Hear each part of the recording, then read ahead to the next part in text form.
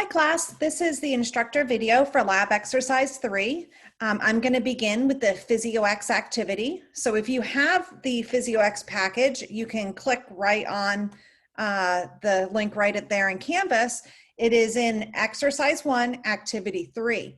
If you don't have it, don't worry, I'm going to demonstrate it for you. And I'll do this for each of the PhysioEx labs that we do. So this is an experiment in which we're looking at osmosis and osmotic pressure. So our setup is that we have 2 beakers or 2 cells and a place to put a membrane.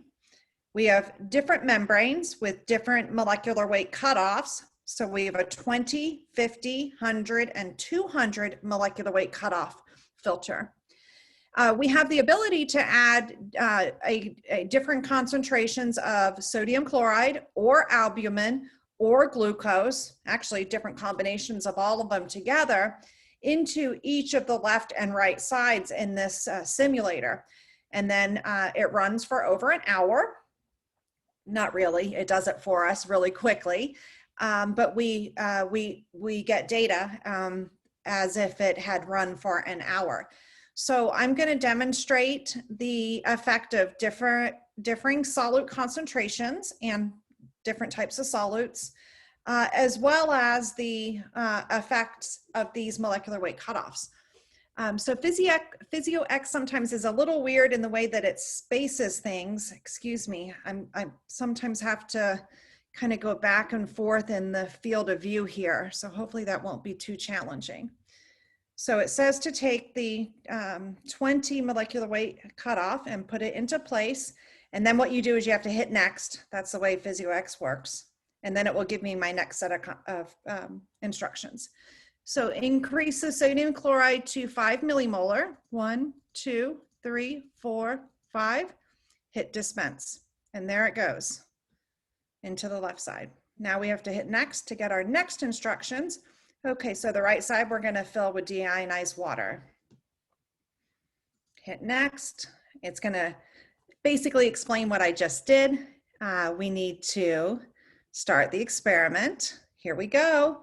So you can see the timer's counting down and the pressure staying the same. Nothing's happening on either side of this system. That's interesting. So there was no equilibrium reached, right? Nothing happened. There was no movement of water. Let's record that data, and now we've got it. Please don't worry about looking at the data here. When we're actually in the PhysioEx activity, it's really hard to see because you only get to see 3 lines at a time. But after we get through the whole simulation, there will be an opportunity to look at the entire data table. Okay, so now I need to hit next to get my next instructions, and we're going to flush out the system. And that way we can set up for the next experiment. Let's get those instructions. So now we're going to double the sodium chloride concentration. It was 5 before, and now we're going to put it at 10. Dispense, there it goes. And the right side's going to tell us to do DI water again. So let's get that in. Instructions, and now we get a little question. What effect do you think increasing the concentration would have? Well, we know that the higher the sodium, any solute gradient, that increases the rate of diffusion. So I'm going to go ahead and go with that it's going to increase the rate of diffusion. All right. You can check the answers or not, but that's the right answer. Okay, next it's going to say hit start. There it is, start. Not much is happening again. Everything's staying the same except our timer. So nothing's happening. No equilibrium. Interesting. Let's record that data. Got it. Okay. And now it's going to tell me to get rid of this 20 molecular weight cutoff. We're going to change our systems, flush it out. So nothing happened with either 5 or 10 millimolar sodium chloride. All right, let's put in this 50 molecular weight cutoff. And now we're going to take the sodium chloride concentration right up to 10. Not stopping at 5 this time. Dispense. All right, there it goes. Let's get the instructions for the right side. Water again. Start.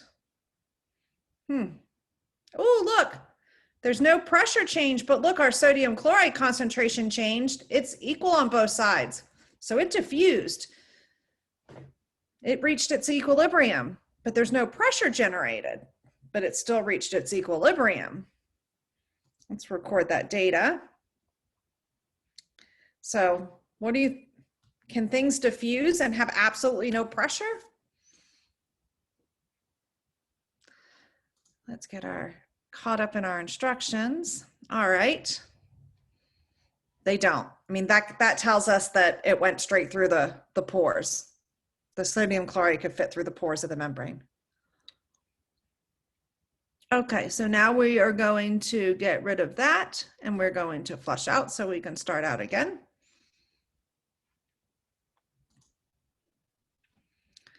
So the sodium is able to diffuse through the pores. That's true for the first two conditions. Let's get our instructions. All right, now we're going to get our 100 molecular weight cutoff. And now we're going to use glucose. We're going to increase to 8 millimolar. And we're going to dispense. All right, there it goes. Hey, nothing went in there. Oh, I pushed the wrong button. Okay, 8, dispense. There it goes. Whew. This is actually the third time I recorded this because I kept skipping that and not figuring out what I did before. All right, deionized water, dispense on the right. Got it. Next is going to be start. Let's go. Okay, so now we're getting a pressure change. Our concentration of glucose remains as it was, but we do have a change in pressure this time. There is no equilibrium reached. Let's record that data.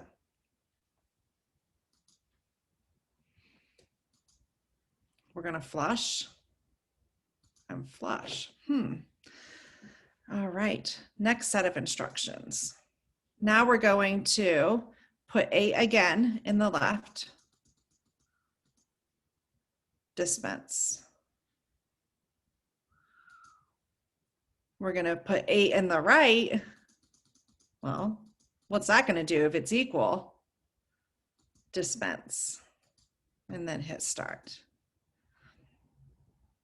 Timer's going down, nothing's happening. And as you know, nothing should happen because there's no gradient to drive this. It's an equal concentration of glucose. It's 8 millimolar on either side. We'll record that data. All right, and now we're going to take out this molecular weight cutoff membrane. So the solutes, there was no net movement of water because the solute concentrations were the same. Okay, now we're going to put in the 200 molecular weight cutoff filter, and then we're going to add 8 of glucose. I must not have flushed from before. Yeah, let me do that. All right, so we've got the right filter in. We need to add 8.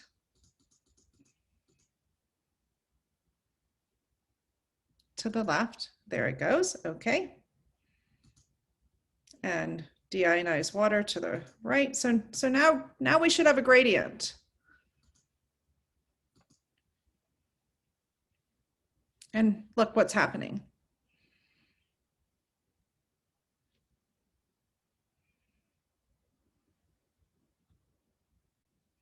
It took 37 minutes though.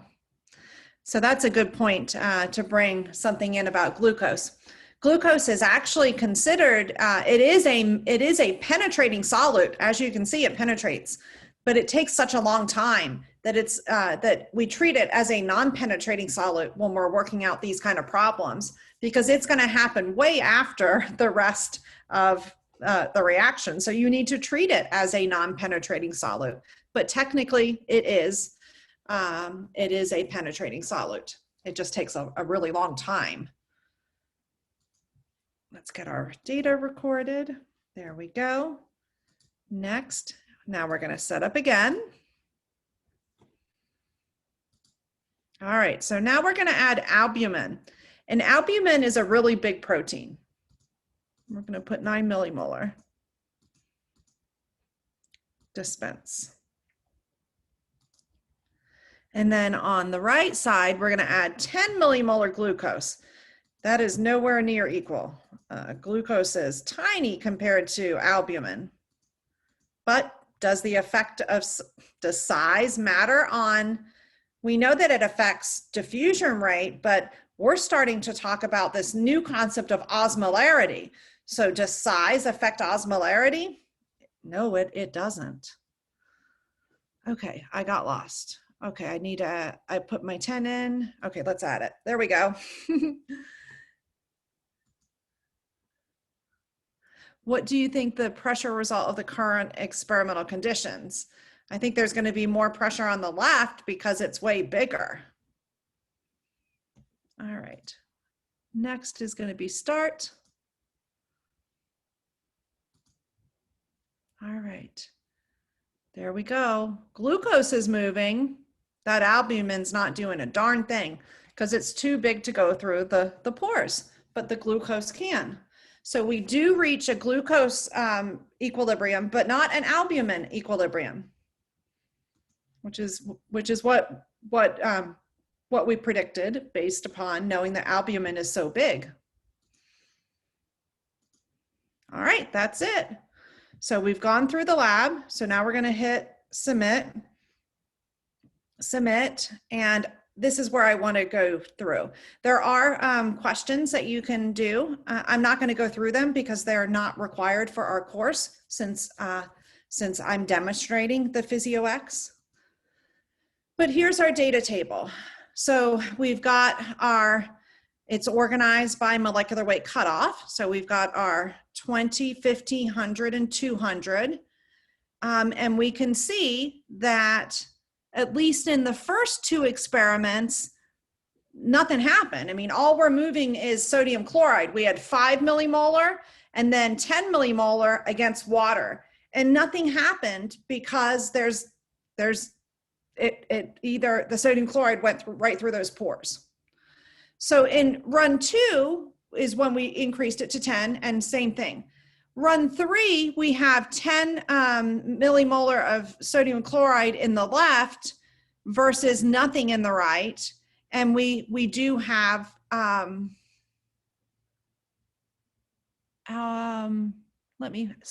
just having a hard time looking at the data table here on my screen.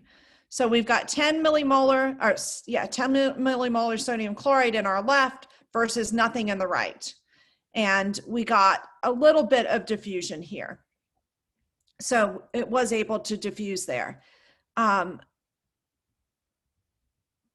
it's seeming like there's just not enough gradient really to drive this.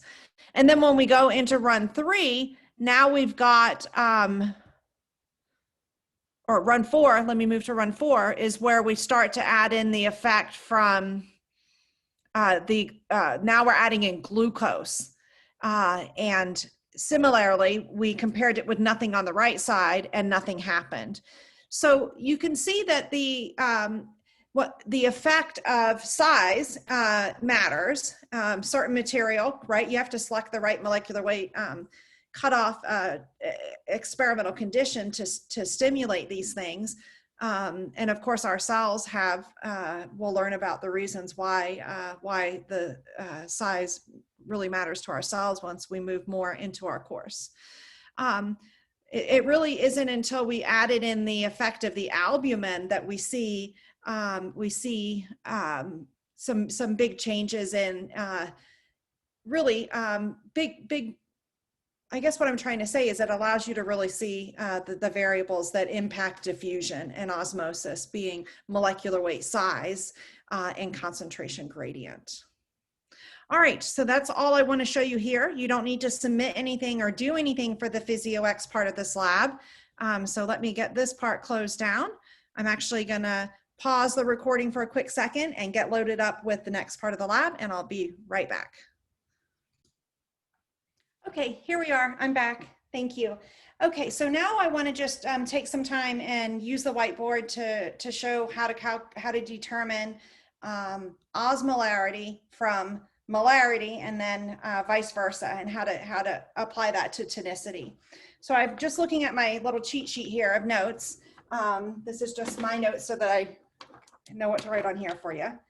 So in this experiment, we're comparing, sorry, rolling away my chair.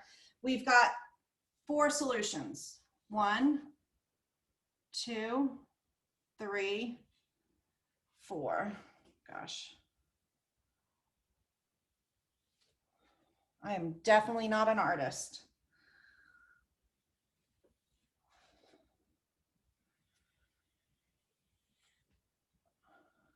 Okay.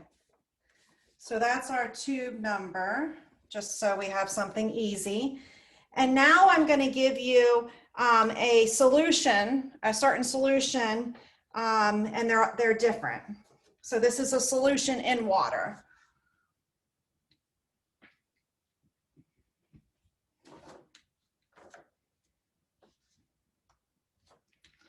And tube 1 has 150 millimolar sodium chloride. Oh my gosh, I totally messed up my alignment of my board here. Sorry, let me just fix that. It's easier to do that now. All right, so this is 150 millimolar sodium chloride, and then we've got 200 millimolar sodium chloride in this example, and I'll align the board well after I get everything written for you. Then we've got 150 millimolar sodium chloride plus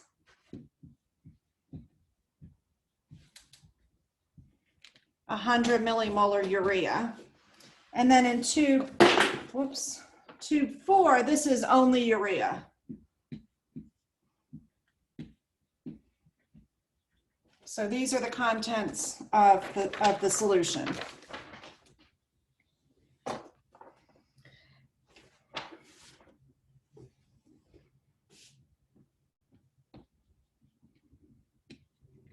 And it's in millimolar. All right. So in the next column, we're going to figure out the osmotic concentration. So this is kind of what I want to show you how to do. So we're going to do that in milliosmolar. So this is going to be milliosmolar, which is good because we're already in millimolar. So oftentimes, you got to calculate get to, you could calculate either way just by a factor of 1,000. Let me just leave it simply. Okay, so here our sodium chloride is something that dissociates because it's held together with that ionic bond. And when ionic bonds are actually weak in water, so it's going to fall apart into the sodium ion and into the chloride ion. So one millimolar of sodium chloride becomes 2 millimolar osmotically active particles. So we've got 150 millimolar here. So it's going to become 150 millimolar of sodium ion plus 150 millimolar of the chloride ion for a total of 300 milliosmolar. So now it's milliosmolar because we're talking about osmotically active particles in this column. So it's 300. This one, we've got 200. So it was going to be 200. I'm just going to shorthand. I'm dropping my units just so it's not so busy to see. And 200 of chloride. So that becomes a total of 400 milliosmolar particles. Okay, moving on to tube 3 here. I think we can just take what's happened up here for the sodium chloride. So we've got 150 of the sodium ion. We've got 150 of the chloride ion, but now we've got urea. And urea doesn't dissociate, so it's going to stay as it is. So it's going to just sit right there in this example. So we've got 100 of urea. So that is a total of 400 millismolar. I think you're getting the pattern now. And then here in tube 4, we've got 400 milliosmolar. Well, that is equal to 400 millimolar urea is the same thing as 400 milliosmolar urea, because urea does not dissociate, just like glucose doesn't. So the answer here is 400 milliosmolar. So hopefully you're starting to see the relationship now between molarity and osmolarity. Molarity is simply moles per liter. Osmolarity is what happens. You've got to take into account dissociation. Molarity does not take into account dissociation of an ionic bond, but osmolarity does. So oftentimes osmolarity is higher than molarity. The only time when molarity and osmolarity are equal is if you have something that does not dissociate. So that would never be true for a salt. They're always going to dissociate. Okay, so that's, let's move forward. So now if we need to predict the tonicity or the reaction of a cell in each of these solutions, so we've got a cell, and cells have, their osmolarity is about 300 milliosmolar. So now we're comparing, right? We're comparing osmolarity to 300 osmolarity. And 300 to 300 is iso. So that means there's no change in the cell shape if this were a real cell. There's no change, or no change in the volume. There's no water movement because it's isotonic. Look, moving to the next example, this is hypertonic. Right, our solution is 400, and we're comparing it to our cell of 300. So that would become a hypertonic, and the tonicity is always in the environment, always in the solution. So in a hypertonic solution, our cells are going to gain volume because, in hypertonic solution, our cells are going to give away volume. They're going to try to dilute out. So they lose volume. They're effectively trying to dilute out the environment with the intracellular fluid. And most of that, I'll just leave it at that for now. Okay, and then in our next one, we've got 400, but this is different. This one's different because we've got to take into account, our urea. So technically, after the urea comes to equilibrium here, it would be, if we're doing a real cell, it would be 50-50 because urea does penetrate the membrane. But in this situation, this is an isotonic solution because, again, that urea is going to equilibrate. So all we're concerning ourselves with is the salt. So this is iso. So there's no change in volume. I should have put a no change and written that as volume. Sorry about that. So does that make sense to you? When we have something that penetrates the membrane, we don't consider it because it's going to equilibrate out. So this 100 is going to be 50 and 50 on either side of a living membrane. All right, and then in our 400, this would be a cell that is 300 millimolar. Is actually this might surprise you. It's actually hypotonic. Well, why? Because it's really 200 when you're said and done, because half of it's going to go on the other side of the membrane. And this is specifically talking about a cell in these solutions. We're not talking about an artificial system. So hopefully that helps. So when you're figuring out osmolarity and tonicity, Osmolarity, you have to consider it right away, because if you wait until equilibrium, guess what? It's equal. So there's a timing of things too. But what's important to understand is your penetrating solutes and your non-penetrating solutes, and whether or not they disassociate or not. Salts are always going to disassociate. Okay, so let me put this down and move to the lab exercise itself.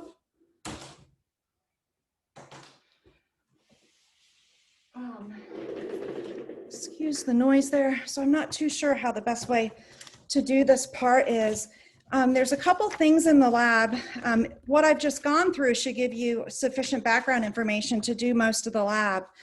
But there's a couple things in here I want to just bring to your attention that I noticed when I went through and completed it myself. So hopefully you were able to, on page 6 of the packet I gave you, it asks you to do a mock situation. I mean, I strongly suggest you draw it out yourself. It's really helpful to draw the situation. For me, if I'm just trying to do it without having a little image to write, well, the cell contents are here and my solution contents are here, it becomes really tricky. Okay, so this is the page I wanted to talk about, page 9. I went through and calculated all of these. I can scan this and load it up for you too. This page. So one thing that I didn't notice until I went through and did it a couple times is when this lab was converted over to the online format, these numbers here you get really messy numbers unless you round. And you shouldn't be rounding, right? We teach you not to round in science until you get to the end. But I'll tell you from experience, when I tried to work out some of the calculations in this lab without rounding in the beginning, the numbers just got really messy to work with. I can tell that the person who converted this lab over intended there to be rounding. And they also use the molecular weight of sodium chloride at 58 grams per mole, which is not really its correct molecular weight. So I'm going to go ahead and load this up, scan my lab and load it up for you. But that's what I would be addressing in the pre-lab lecture to the class. Let me show you an example though of how to do some of the calculations that are in here. So give me just a moment to get my whiteboard clean again. I'm going to pause the recording for a moment and I'll be right back when it's all set up. Okay, so I just want to go over how to do the calculations in the lab. So I'm going to demonstrate how to do the first calculation in table 1. So this is one of the data tables that you were asked to fill out. It's on page 9 of the exercise as I loaded it up for you. So it asks us to calculate the molarity, the osmolarity, the tonicity, a proposed diameter, and then a proposed appearance of a red blood cell in several different experimental solutions. So the first one is 0.029 grams of sodium chloride per deciliter. So let me show you how to work with that. So first of all, we're just going to begin with what we've got, which is 0.29 grams of sodium chloride per deciliter. I always write my liter as capital L. That's just the way I was taught to do it. Okay, 0.29 grams per deciliter. All right, well, now we need to add in that molecular weight. So our next one, we want gram on the bottom, right? Because we need to cancel that out. So 58, I'm going to use 58.5 because that is the molecular weight of sodium chloride. And then up top, of course, would be a mole. And it's 1 mole because we're doing 1 gram. Okay, we're not done. So we've canceled out our grams, but our answer now is in moles per deciliter, and we need to get it over into molarity. So we're not there. What we need to do is we need to add a conversion in here for deciliter. Oops, I put an extra one in there. Should be 10 deciliters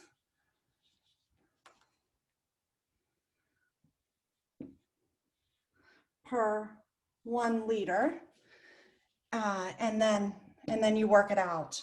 So deciliter cancels out, gram cancels out, gram cancels out, and our units come out in mole per liter, which is what we're asked for in the third column. So if we go through and work out all that math, it comes out using this molecular weight, it comes out to be 0.0495 molar, and I would convert that to millimolar, and that's just multiplying by 1,000, but let me show you why. So this is 0.5 molar is the same thing as moles per liter, right? And now we can do 1 liter. What did I do wrong? Has 1,000, and that should give us our number. Okay, let me get this cleared up. I'll be right back. Okay, I'm back. Let me show you what I did wrong here. Let me just get us right back to where we were.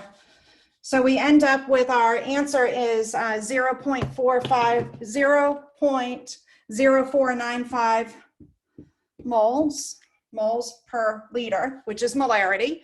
But usually we would work with this in millimolarity. So to figure that part out of it, it's just a matter of multiplying by taking out 1,000 of it. So this would be, we could actually leave it as molar. That's where I was going a moment ago, just leaving it as molar. So molar, molar, millimolar, and there are 1,000 millimoles in 1 mole. So molar and molar cancels out, and now we have our answer in millimolar, and that would come out to be, moving it over 1, 2, 3, 49.5 millimoles of sodium chloride. So there's the answer. So the intention really, I think, when the person who wrote this lab was that this would come out to be 50 millimolar, just to give you an easy number, but you can't get that if you use the true molecular weight of sodium chloride. So I just wanted to address that, because when I went through, you'll see when you do the next examples that the numbers are almost at the whole numbers, but not quite. So feel free to do it either way. It's actually better to not round, which is what I've shown you how to do it here. Okay, so that's that part of it.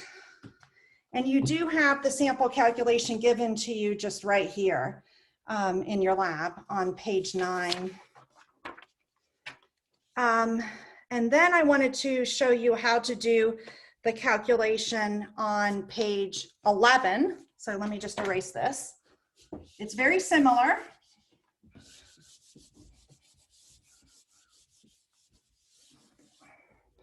So on page 11, you're asked to calculate the molarity from a certain concentration of sodium chloride, or in solution 4, it has sodium chloride and urea. So the way to do this, we'll do solution 1 is 0.6 grams of sodium chloride. So you always start with what you've got, right? Why would we try to figure out, put the answer down first and work backwards? So the first thing in our equation will be what we've got.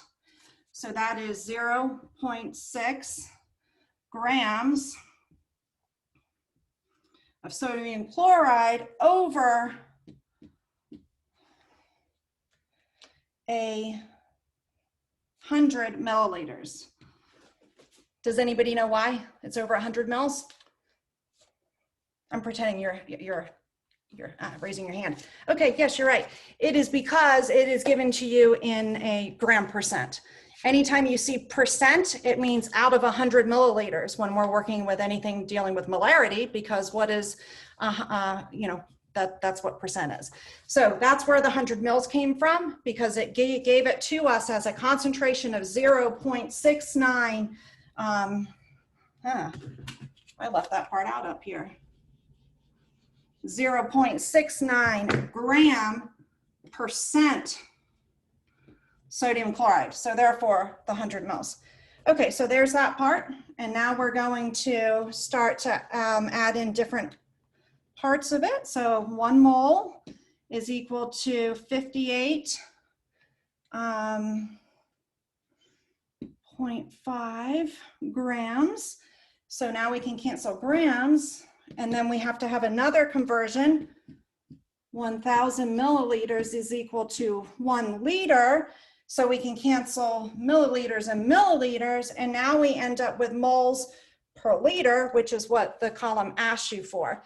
So we can multiply across, and we would get, 0.6 times 1,000 divided by 100, work all that out, and it comes out to be 0.102 molar, which probably, if you use 58 as the molecular weight, it will come out a little bit nicer.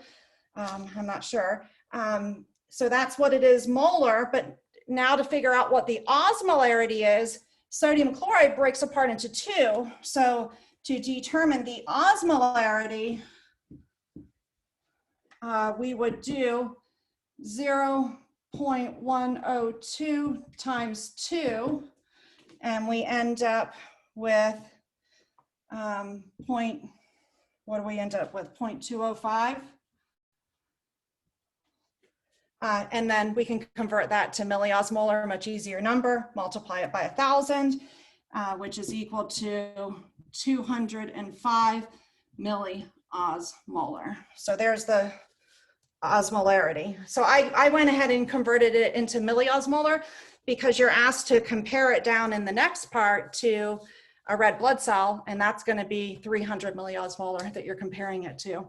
So that's why I found it useful to do that. Now, here's another thing I'll address that's kind of weird in the lab. This is actually the isotonic solution. This is the isotonic control in the experiment for table 3. All right, so we work with a value of about 280 to 300 milliosmolar for cells anywhere, interstitial or extracellular fluid, intracellular, extracellular fluid. So it's a little lower, right? 205 is lower than 280 to 300. When we work on exams, work with 300. When we work with quizzes, we'll always do it out of 300, so there's no ambiguity for you. But you'll see when you go through and work out the concentrations for solutions 2, 3, and 4, the other ones are so the other way, either hyper or hypo, that I think you'll appreciate why this is the isotonic control. So that seemed a little bit weird to me when I worked through it. I was expecting it to come out closer to 300, but this is what it is. All right, so I think that actually covers everything.